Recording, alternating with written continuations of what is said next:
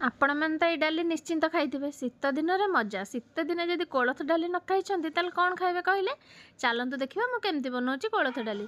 प्रथमे कौन करिवे कोलथ डाली नहीं जिबे ताको भल भाबरे धोई देकी प्रेसर रे पानी देकी लूण हल्दी देकी ताको 3टा सिटी दे देबे 3टा सिटी दे देबे देखिबे तापर सिझी जाइथिबो ताको टे गरम पानी करके ताको भल भाबरे फेंटी देबे गरम पानी देकी रखिदेबे।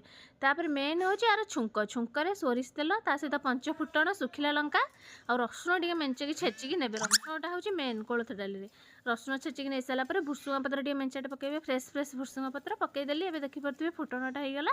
तापर आंबुल टे नहीं जाइए आंबुल पकई देबे आंबुल पकई भल भाबरे बास सारा पर डालटा जो रखिदेबे सेटा ऐड कर देबे सेटा ऐड कर सारा पर गुड़ पाउडर आपण माने चीनी भी दे परिबे मु गुड़ पाउडर ऐड करछि। तापर देखि परथिबे टेस्टी टेस्टी रेडी हो गला हमर कोलथ डाली गरम गरम भात सहित शीतुआ पागरे पूरा मजा नेबे। जदि वीडियोटी भल लागितो ताले निहाती लाइक शेयर सब्सक्राइब करबे। रहुछि बाय बाय।